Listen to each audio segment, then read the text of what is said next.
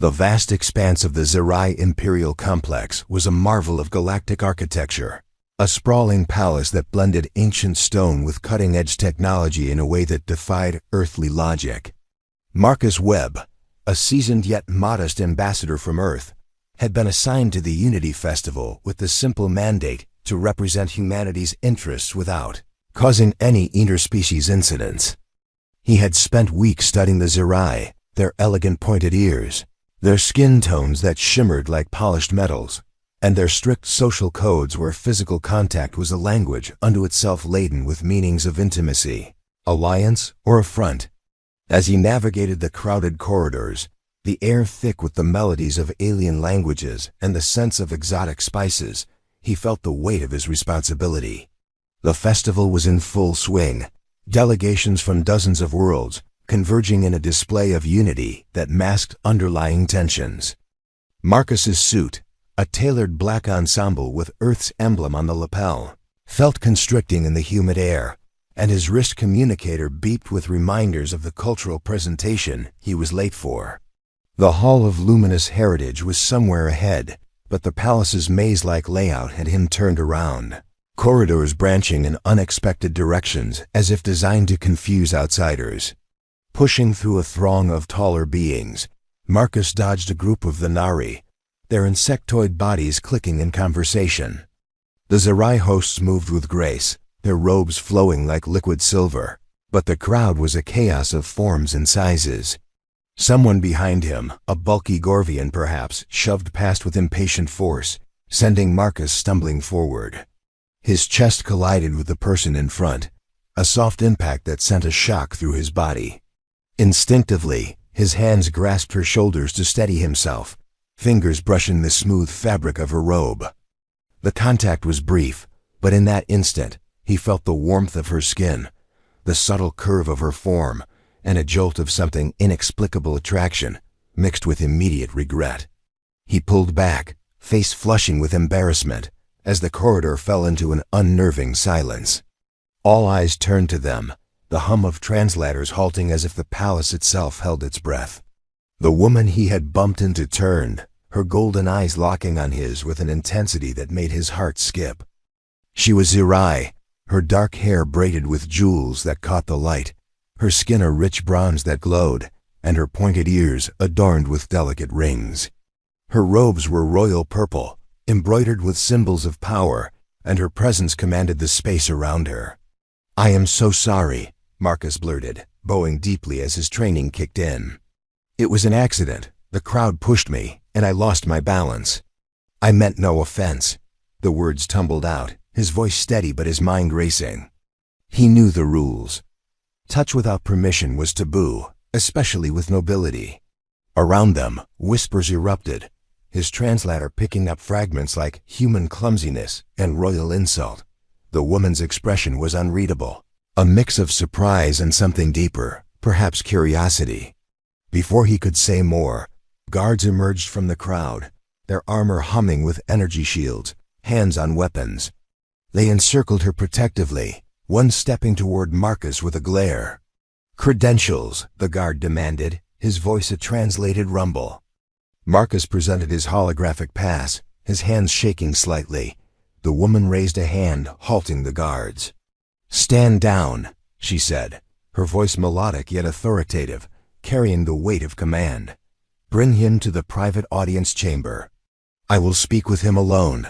The guards hesitated, but obeyed, one gesturing for Marcus to follow while the others cleared the path.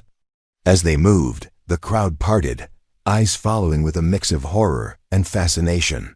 Marcus's mind reeled. Had he just assaulted a high-ranking noble? Would this spark a diplomatic crisis? He stole glances at her back, noting the grace of her walk, the way her robes swayed, and felt an unwelcome pull of attraction amid the fear. The private audience chamber was a sanctuary of luxury, its walls lined with glowing crystals that pulsed like heartbeats, and floating seats arranged in a circle for intimate discussions. The air was scented with jasmine-like flowers, calming yet reminding Marcus of his predicament.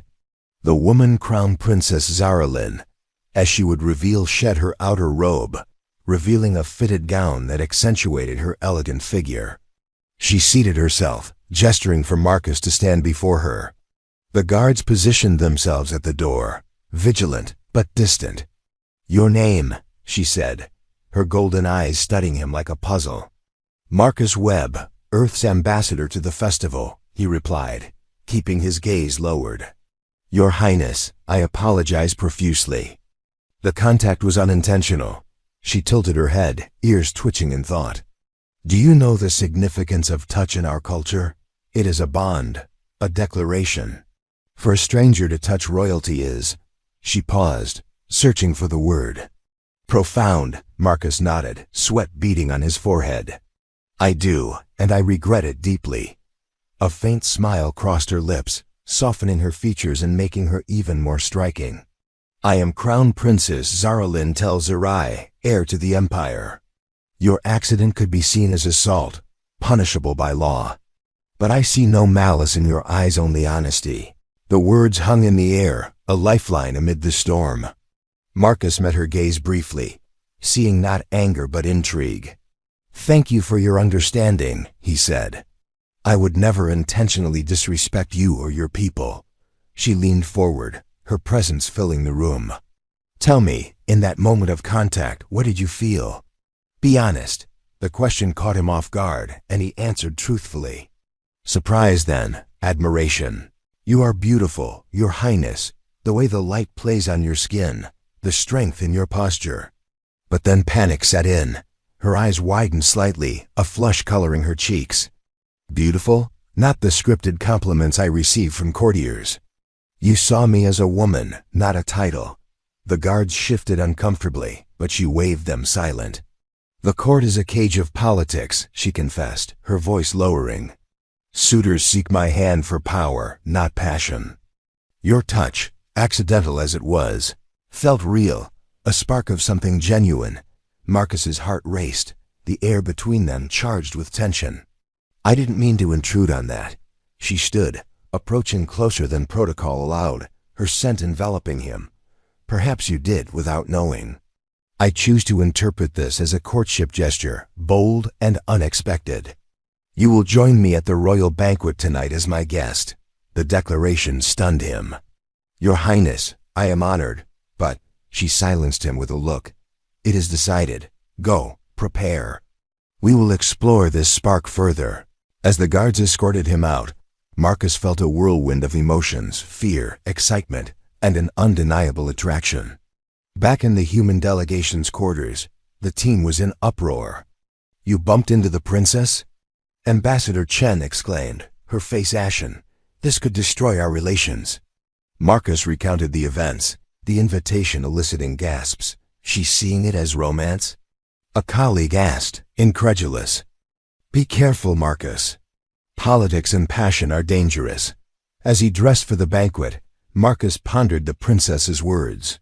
Her loneliness mirrored his own, years of diplomatic isolation leaving him yearning for connection. The banquet hall was a spectacle, chandeliers of floating lights illuminating tables laden with delicacies. Zaralyn entered like a star, her gown shimmering, and her eyes found Marcus immediately. She seated him beside her, ignoring the murmurs from nobles. Their conversation flowed, from Zerai legends to Earth's history, laughter mingling with stolen glances. A jealous lord, Lord Kelter, approached, his words dripping with scorn. A human at the princess's side? How? Quaint. Zaralyn's response was sharp, her hand briefly touching Marcus's under the table, sending a thrill through him. The evening built to a dance, their bodies moving in sync, close but not touching, the tension electric. As the night ended, she whispered, "You have awakened something in me, Marcus. Tomorrow we continue." He left with his heart pounding, the accident transforming into destiny's call. The following day brought more drama, as rumors spread through the palace like wildfire. Marcus received a summons to the gardens, where Zaralyn awaited under a canopy of glowing vines. "The court is in an uproar," she said, her voice a mix of defiance and vulnerability. "They see you as a threat to tradition." He took her hand cautiously, the touch now intentional, warm and reassuring. Then let's show them otherwise. Their talk turned personal. Her sharing tales of a childhood in isolation, him revealing his losses in Earth's wars. A sudden storm forced them closer, rain pattering on the canopy, their faces inches apart. "You make me feel seen," she murmured, her breath on his skin. The moment was interrupted by guards, warning of a plot by Lord Kelter to discredit Marcus. The drama escalated, Marcus defending his honor in a formal inquiry, his words impassioned, winning Zarlin's admiration. As the chapter closes, they share a stolen kiss in the shadows, the romance igniting amid the intrigue, setting the stage for greater trials. The palace gardens at dawn were a vision of ethereal beauty, soft mists curling around ancient trees whose leaves shimmered with bioluminescent veins. Crown Princess Zarlin stood beneath the largest of them, a towering specimen known as the Heartwood of Xirai, its trunk wide enough for 10 people to encircle. She wore a simpler gown today, pale silver that caught the first rays of the twin suns, making her appear almost luminous against the pale sky. Marcus approached quietly, his footsteps muffled by the mossy path, heart hammering with a mixture of anticipation and nerves. The summons had come at first light, delivered by a discreet servant who simply said, "Her Highness awaits you in the Eastern Gardens. Come alone." As he drew near, she turned, golden eyes finding his instantly. A small, genuine smile curved her lips, different from the practiced one she wore for court. "You came," she said softly, as though she had half expected him to flee after yesterday's whirlwind. "How could I not?" Marcus replied, stopping a respectful distance away. "After last night, after everything," she gestured for him to come closer. When he did, she reached out and took both his hands in hers. The deliberate touch sent warmth spiraling up his arms, steady and sure. "In my culture," she began, voice low and intimate, "once touch has been offered and accepted between two beings of age and rank, it creates a bond of thread that can be strengthened or severed, but never fully ignored. What happened in the corridor was accident, yet I chose to honor it. Last night's kiss." Her gaze dropped to their joined hands for a moment, before lifting again. "That was choice. Both of ours." Marcus swallowed hard, thumb brushing over her knuckles. "I've never felt anything like it. Not just the physical sensation, but you. The way you look at me, the way you speak to me as though I'm more than an ambassador from a backwater planet. You are," she said simply, stepping nearer until the heat of her body brushed his. "To me, you already are." They began to walk together along a winding path lined with flowers that opened at their approach, releasing delicate perfumes into the cool air. Zarlin spoke of her life, the crushing weight of the crown she had not yet fully inherited, the endless parade of suitors vetted for political advantage rather than affection, the nights she stood on balconies, staring at stars and wondering if anyone in the galaxy would ever see her instead of the throne. Marcus listened without interruption, then shared his own truths, the childhood on a rugged frontier colony where every day was survival, the devastating loss of his parents in a pirate raid when he was barely 16, the lonely climb through diplomatic ranks, because he had nowhere else to belong and no one else to turn to. Their stories wove together like the glowing vines overhead, finding unexpected parallels in pain, resilience, and quiet longing. They reached a secluded pavilion overlooking a crystalline lake whose surface reflected the twin suns like twin hearts of fire. Inside, a low table held breakfast fruits that glowed faintly with inner light, pastries dusted with iridescent sugar, and 2 cups of steaming tea whose aroma reminded Marcus of honey and distant thunderstorms. They sat close, knees brushing beneath the table. Zarlin poured for him first, a small gesture of care that felt monumental in its tenderness. "I have decided something," she said after a long, comfortable silence. "Lord Kelter and his faction are moving against you. They have already lodged a formal complaint with the Council of Houses, claiming your presence dishonors the bloodline. They want you expelled or worse." Marcus felt ice slide down his spine despite the warmth of the tea in his hands. "What can we do?" Her eyes flashed with fierce determination. "We fight. Not with weapons, but with truth and courage." Tonight there is the grand conclave, a gathering of all noble houses during the festival. I will address them. I will declare that I have chosen a consort, and that choice is mine alone as heir." The words struck him like a physical blow, stealing his breath. "Zara, you're saying—" "I am saying I want you beside me," she interrupted gently, setting her cup aside to take his face between her palms. "Not as a political pawn, not as a temporary diversion. As mine, if you will have me." He stared at her, pulse roaring in his ears, the world narrowing to the golden intensity of her gaze. "You barely know me." "I know enough," she countered, thumb stroking his cheekbones. "I know you see me, really see me, beyond titles and robes. I know your heart is steady and kind. I know that when you touched me by accident, the universe shifted for both of us. Sometimes a lifetime is not required. Sometimes a moment is enough to recognize forever." Marcus reached across the table, cupping her face with reverent hands, mirroring her hold. "Then yes," he whispered, voice rough with emotion. 1,000 times yes. Their kiss this time was slower, deeper, filled with promise and certainty. When they parted, both were breathing hard, foreheads resting together as though anchoring each other against the coming storm. "But it will not be easy," she warned, voice trembling just slightly. "The council will demand proof of worth. There are trials, ancient rites that test compatibility, courage, and commitment. No outsider has ever passed them all." "Then I'll pass them," Marcus said fiercely, brushing a stray braid from her face. "For you. For us." The rest of the morning passed in quiet, urgent planning. Zaralyn explained the rites in detail, the trial of truth, where one must speak only absolute honesty for a full day under truth verification fields that would burn lies into physical pain. The trial of valor, a non-lethal combat demonstration of skill, restraint, and honor against chosen champions. And the trial of hearts, the most secretive and intimate, whose nature she would not yet reveal, only promising it would demand everything he had to give. Each must be completed before the festival's closing ceremony in 3 days' time. As they left the pavilion hand in hand, a shadow fell across their path. Lord Kelter stood there, flanked by 2 armored retainers, his handsome face twisted in cold contempt. "So the rumors are true," he sneered, eyes raking over Marcus with disdain. "The princess lowers herself to a primitive from a dying world." Zaralyn stepped in front of Marcus protectively, chin high. "Leave us, Kelter. Your words hold no weight here. They will hold weight in the conclave tonight," he shot back, lips curling. "And when your precious human fails the trials, as he inevitably will, I will be there to claim what should have always been mine by right and lineage." Marcus felt rage flare hot and bright, but Zaralyn's hand on his arm steadied him, grounding him.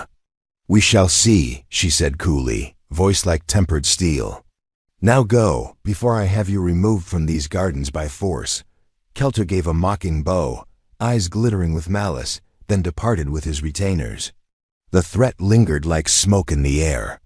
That afternoon, Zaralyn arranged for Marcus to begin intensive training with her personal guard captain, a stern but fair Zerai woman named Lyrian. Hours passed in sweat and focus learning basic Zerai staff forms, defensive maneuvers, and the philosophy behind their combat style. Precision over brute force, restraint over aggression, honor above victory. By dusk Marcus ached in places he hadn't known existed, yet he felt stronger, more centered, the movements already becoming instinctive. As night fell, they returned to the palace proper. Zaralyn led him to her private chambers, a suite of interconnected rooms with soaring ceilings, silk hangings that moved like water in the breeze, and a massive bed draped in starlight fabric that seemed to shimmer with captured constellations. She dismissed her attendants with a single quiet word. "Tonight," she said, turning to him, eyes soft in the low light, "we rest. Tomorrow the trials begin." Marcus nodded, suddenly shy despite everything. I don't want to presume." She laughed softly, the sound like music in the quiet room, and closed the distance between them. "You are no longer a guest, Marcus. You are mine, and I am yours. Come. She drew him toward the bed. They lay together fully clothed at first, simply holding each other, listening to the distant music of the festival drifting through open windows like a lullaby. Slowly, gently, they began to explore, fingers tracing lines of jaw and collarbone, lips brushing temples and throats, breaths mingling in the space between. Clothing fell away piece by piece, reverence in every movement, every revealed inch of skin treated like sacred ground. When skin finally met skin without barrier, it was like coming home after endless wandering. Their lovemaking was slow, tender, intense, and unspoken vows sealed in touch and whispered names, in gasps and quiet cries, in the way their bodies moved together as though they had always known this rhythm. Afterward they clung together, hearts beating in unison, the galaxy outside forgotten for a few precious hours. Morning came too soon. A messenger arrived with the council's decree. The trials would commence at noon in the Hall of Ancients. Zaralyn kissed Marcus fiercely before they parted to prepare, her hands framing his face. "I believe in you," she said against his lips, voice thick with emotion. "Come back to me whole." "I will," he promised, pressing one last kiss to her forehead. "I swear it." As he stepped into the Hall of Trials, dressed in ceremonial white robes provided by Lyrian, the weight of 3 days pressed upon him like gravity from a black hole. Thousands of eyes watched nobles in their finery, diplomats from a dozen worlds, commoners admitted for the spectacle. Zaralyn sat on the high dais, regal and composed, though only Marcus could see the private worry flickering in her golden gaze, the way her fingers tightened on the arm of her throne. The High Arbiter's voice rang out across the vast chamber, amplified by crystal resonators. "Let the first trial begin, the trial of truth." A shimmering field enveloped Marcus, cool and tingling against his skin. Every word he spoke from this moment would be weighed for veracity. Lies would burn like acid. Half-truths would sting like nettles. He took a deep breath, squared his shoulders, and met Zaralyn's eyes across the distance. The questions began relentless, probing, cutting straight to the marrow of his soul. The Hall of Ancients was vast enough to swallow sound and return it as echo centuries old. Thousands filled the tiered galleries, Zerai nobles in robes of midnight and dawn, alien diplomats glittering with ceremonial jewelry, common citizens admitted for this rare public spectacle.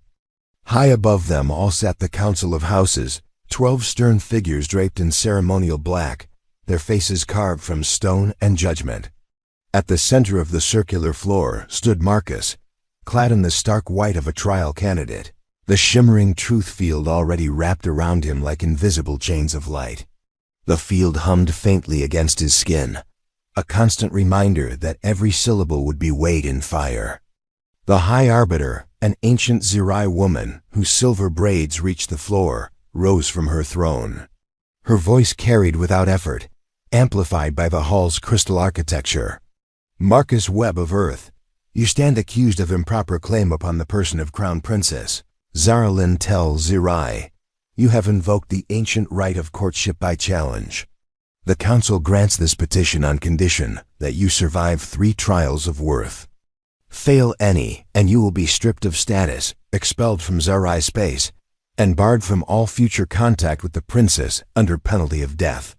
Succeed, and your bond shall be recognized as legitimate, inviolable, and sacred before the stars themselves."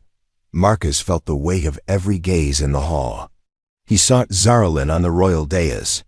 She sat motionless, hands folded in her lap, but her golden eyes burned with fierce, unshakable faith. He drew strength from that look and inclined his head to the Arbiter. "I accept." The first question came without preamble. "Do you love the Crown Princess?" The field tightened slightly around his ribs. Marcus met Zaralyn's gaze across the impossible distance. "Yes," he said clearly. "I love her. No pain. Only a soft warmth that spread through his chest like sunlight." Whispers rippled through the galleries. Love was not a word Zerai nobility spoke lightly. It was considered a dangerous luxury. "Do you believe yourself worthy of her station?" Marcus hesitated only a heartbeat. No, Not by birth, not by rank, not by any measure your court would traditionally accept. But I believe I am worthy of her heart, and that is the only measure that matters to me. Again, no pain. A few nobles shifted uncomfortably. Honesty was proving more scandalous than any lie could have been. The questions continued for hours, probing childhood motives, fears, desires, loyalties. Marcus answered each without evasion. When they asked whether he would abandon Earth's interest for Zaralyn, he said, "I would never betray my people, but I would lay down my life to protect her. If those two duties ever conflict, I will choose her." The field accepted the truth of it. When they asked if he feared the trials ahead, he answered, "Yes, I fear failing her more than I fear death." Again, truth. By the time the arbiter finally declared the trial of truth concluded, Marcus was drenched in sweat, throat raw, but standing tall. The field dissipated with a sigh of released pressure.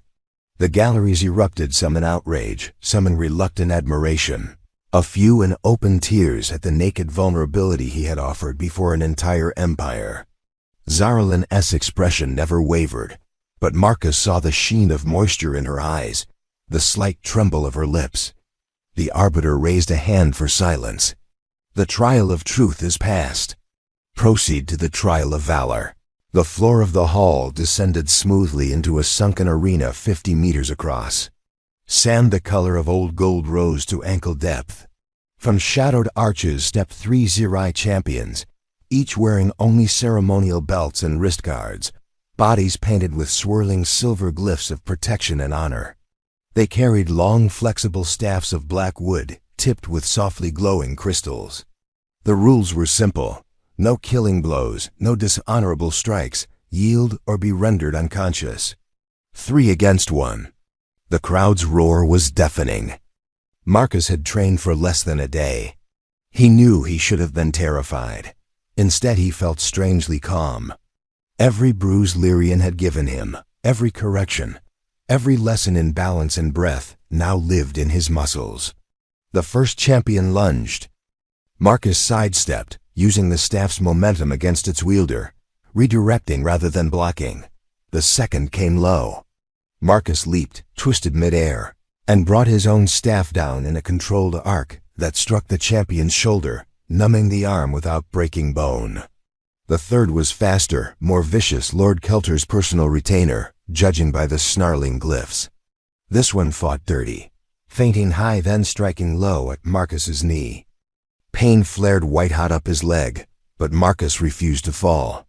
He pivoted, caught the staff between both hands, and yanked hard. The champion overbalanced. Marcus drove an elbow into solar plexus, then swept the legs. The man went down hard.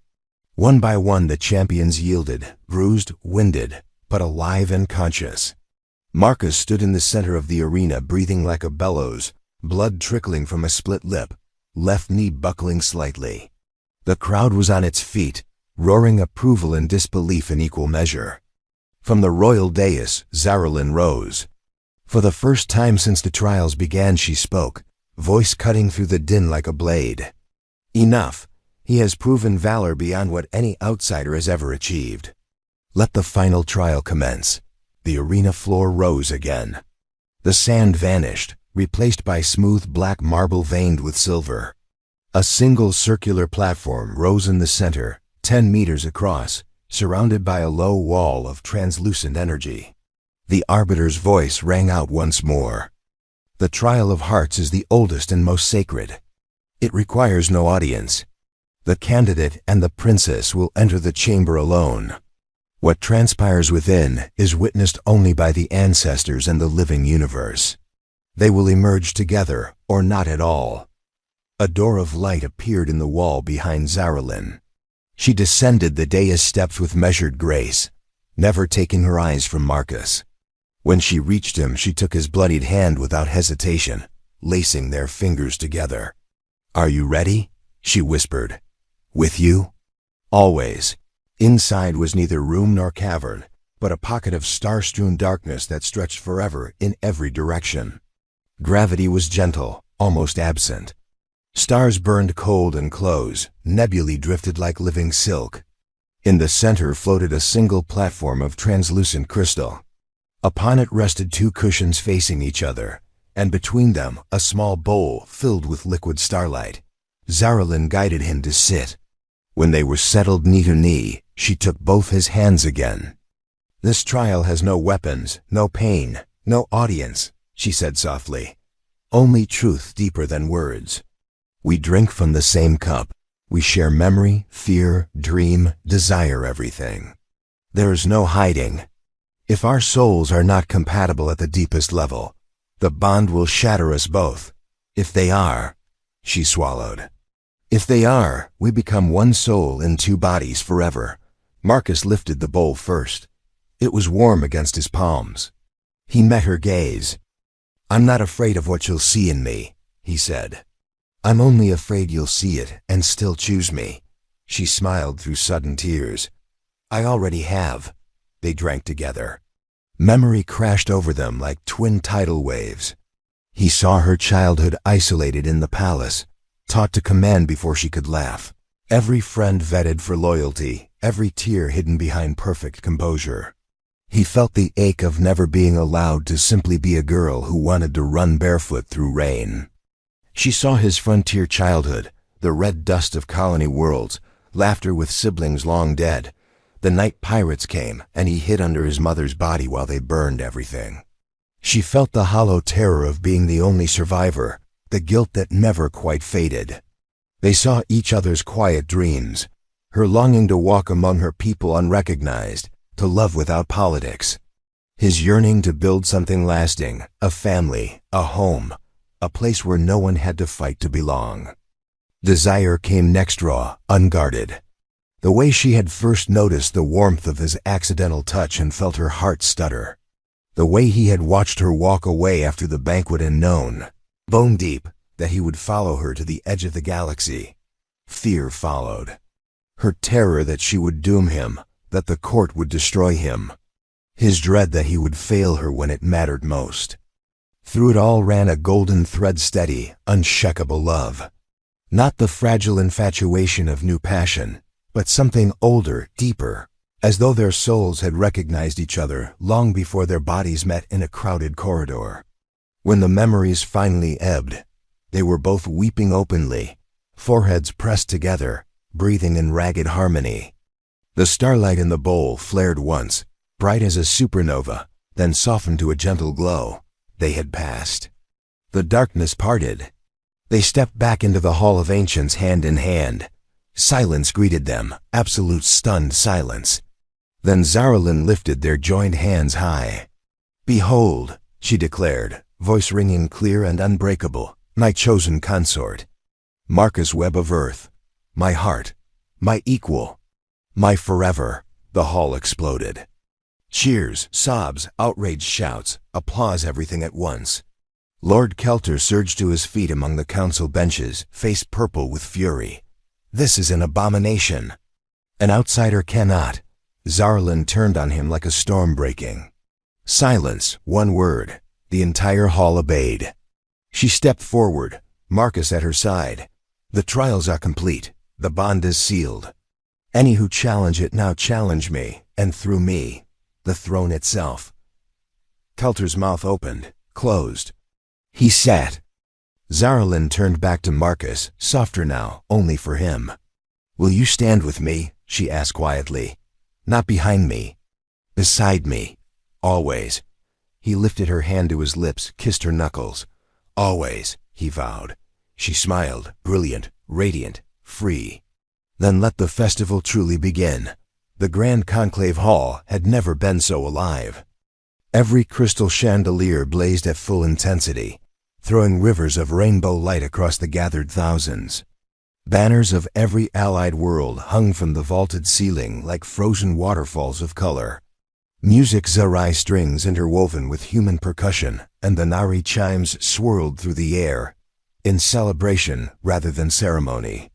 The Unity Festival had reached its climax, but tonight it belonged entirely to one moment, the public recognition of a bond that had defied every tradition the Zirai Empire held sacred. At the center of the raised dais stood Marcus and Zaralyn. She wore the ceremonial crown of ascension, delicate silver filigree studded with starstones that pulsed in time with her heartbeat. The gown beneath it was midnight blue, threaded with silver constellations that mirrored the real sky above the open dome. Marcus stood beside her in formal ambassadorial black, but the robe he wore over it was zari-made, deep indigo edged in gold, the same colors that adorned Zaralin's sash. The matching hues were deliberate, unmistakable, a visual declaration that needed no words. They had not let go of each other's hands since emerging from the trial of hearts. The High Arbiter stepped forward one final time, staff ringing against the marble with solemn finality. By the ancient laws of the Zirai Empire, by the verdict of the three trials, by the witnessed union of souls in the Chamber of Stars, the bond between Crown Princess Zaralin Tel Zirai and Marcus Webb of Earth is hereby declared sacred, unbreakable, and equal. Let no being, noble or common, challenge it henceforth without challenging the throne itself. A single heartbeat of silence. Then the hall detonated into sound cheers, whistles, the deep resonant boom of ceremonial drums, the high clear trill of approval from the Valkyrie, even the rhythmic clacking of the Nari approval plates. It was deafening, ecstatic, overwhelming. Zaralin turned to Marcus, eyes shining brighter than any starstone. He lifted their joined hands to his lips and kissed her knuckles slowly, reverently, exactly as he had done when she first claimed him before the council. Then he raised his head and spoke quietly at first, then louder, until his voice carried over the fading roar. "I came here as an ambassador," he said. "I leave here as your consort, your partner, your equal. I swear before every world represented in this hall that I will love you, protect you, challenge you, and stand beside you through every storm and every dawn. Not because you are princess, but because you are Zaralin, the woman who saw me when no one else did, and chose me anyway." Tears slipped down her cheeks, but she smiled so widely it lit the entire dais. "And I swear," she answered, voice trembling only with joy, "to love you with every breath, to trust you with every secret, to fight for you as fiercely as you have fought for me. You are no longer outsider. You are home. You are mine, and I am yours forever." She rose onto her toes and kissed him. Not the restrained, ceremonial brush of lips that protocol might have demanded. A real kiss, deep, unhurried, claiming, promising right there in front of the entire empire. When they finally parted, foreheads pressed together, breathing hard and grinning like fools, the music surged into the official first dance of the recognition ceremony. Zaralin led Marcus to the center of the floor. The first notes were slow, haunting a traditional Zirai love melody played on crystal harps. Then, unexpectedly, human strings joined in, then the low heartbeat of earth percussion. The fusion was seamless, breathtaking. The music of two worlds declaring that they could become one. They began to move. No choreography had been rehearsed. They didn't need it. They simply held each other, her arms around his neck, his around her waist, and let the music carry them. Their steps were instinctive, bodies remembering every quiet moment they had stolen in gardens and chambers, every touch that had built this impossible, inevitable love. The rest of the hall faded. There was only the heat of her against him, the scent of starflowers in her hair, the steady rhythm of her heart against his chest. Halfway through the song, she whispered against his ear, "I never thought I would dance like this. Not once in my life did I imagine I would feel this free." He pulled her closer, lips brushing the sensitive point of her ear. "You'll dance like this every night if you want," he murmured. "I'll make sure of it." Her laugh was soft and delighted. When the music ended, they did not release each other. Instead, she turned in his arms so her back rested against his chest, and together they faced the gathered assembly. Zaralin raised her voice. "Let this night be remembered as the moment the Zirai Empire chose love over tradition, courage over bloodline, heart over hierarchy. Let it be known across every star that we are stronger when we open our arms rather than close our fists." The roar that answered shook the very crystals overhead. Then the dancing truly began. Nobles and commoners, humans and aliens, all poured onto the floor. Barriers dissolved. Laughter rang out. Lord Kelter was conspicuously absent. Rumor said he had left the palace in disgrace before the recognition was even complete. No one seemed to miss him. Zarlin and Marcus circulated for a time greeting ambassadors, accepting congratulations, enduring a few awkward but well-meaning attempts at humor from the human delegation. Eventually they slipped away. They found a quiet balcony overlooking the festival city. The night sky was alive with fireworks, Ziri light orbs that burst into living constellations, Earth-style rockets that painted dragons and phoenixes in fire. Below, streets and rooftops were crowded with dancers, musicians, lovers. Zarlin leaned back against Marcus's chest, his arms wrapped securely around her waist. "Do you regret it?" she asked very quietly. "Any of it?" He pressed a kiss to her temple. Not for a single heartbeat. She turned in his arms so she could see his face. "Then kiss me again," she said, smiling that mischievous, unguarded smile he had fallen in love with. "And keep kissing me until the stars burn out." He laughed low in his throat. "That," he said, cradling her face between his hands, "is a promise I intend to keep for a very, very long time." Their lips met, slow, deep, endless. Somewhere in the city below, music swelled again. Somewhere above, stars continued their ancient dance. I'm not cutting my hair up. She's like, I'll cut my hair. I'm like, no. Déjame. I'll cut my hair. I'm like, no, it's okay, Mom. By the way, Sí, pero es de Overwatch, ¿no? Sí, sí, sí. De Juno. Déjame pasar, déjame pasar, déjame pasar. Quítate la verga.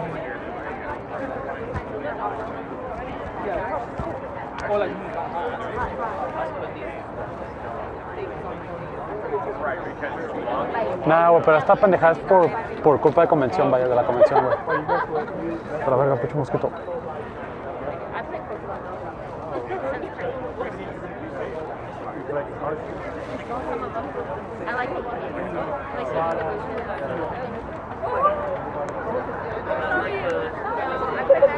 Esa de azul no es de Genshin la que nunca me salió. La azul, no, es otro juego.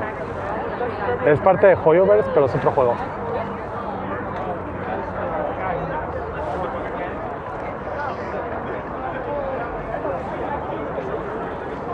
No he visto ninguna Nico Robin, tampoco,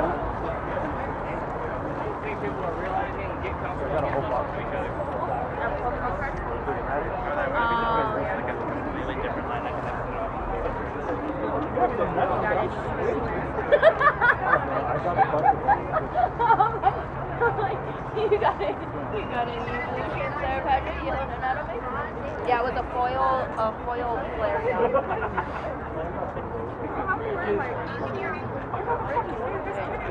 I like the Flareon. My least favorite. Hay varios de Demon Slayer. Demon Slayer, güey. Hay barresoros. Mira otro león, güey. Pero ese león tiene orejitas de gato. Era una Eva, güey, también. La Eva Wong. Un Robin, güey. Hay muchos cosplays, güey. Muy perros. Ajá, está bien, Jera, es God. ¿Cómo? Sí.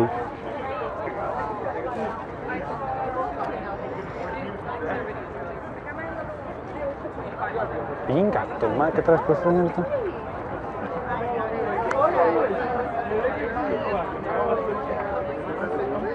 Güey, ya no avanzó la fila, no mames.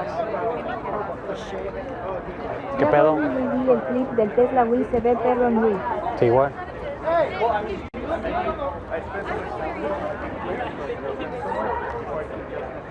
A la verga, ¿qué pedo con ese vato? Fanboys. Ah. ¿Cómo que te gustan los fanboys, güey? No. Oh, I know.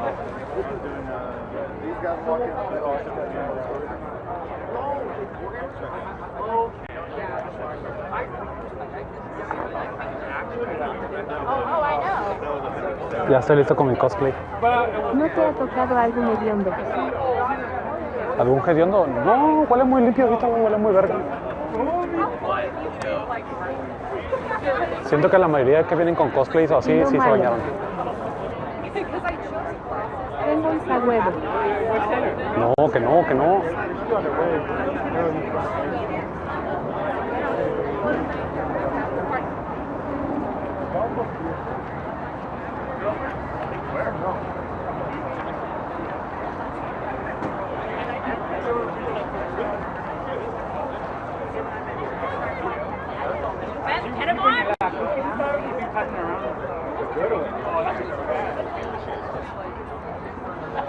Esos güeyes hacen daño, güey.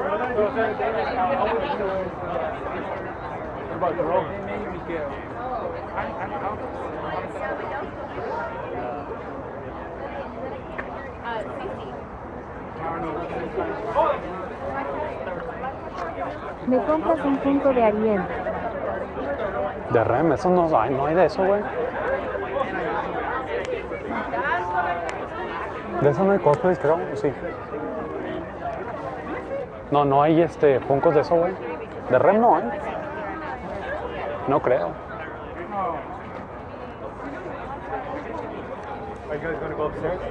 FURROS. Que no, güey. Hace daño, güey. I gotta go.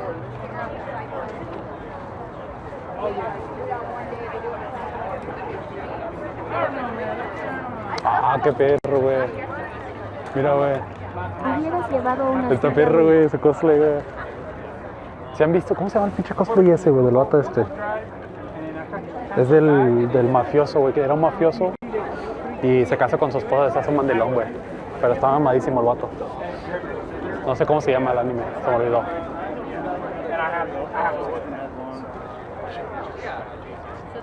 On Sunday, I was like around right here on Sunday. Sunday's a slow day. When I came in on Afafafaf compra una cola plateada. Señor Red, Sakamoto. Ese mero, Larry. No lo acabé, creo que me faltaron 3 capítulos para acabar la temporada. Yo andaba viendo el de la coreana Wii.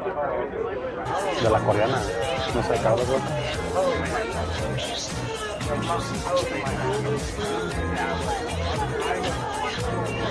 Oh, Robin, gracias por follow. Thank you for follow, man. Appreciate it. ¿Cómo estás, güey? How you doing, bro? Ya mero, güey, ya mero. Son las 12:15, güey, apenas. Creo que llegamos a la media, güey.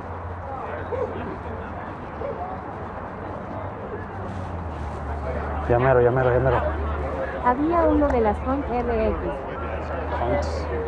¿Qué verga es eso, güey? Ah, no la vi. Esa madre nunca me llamó la atención verlo.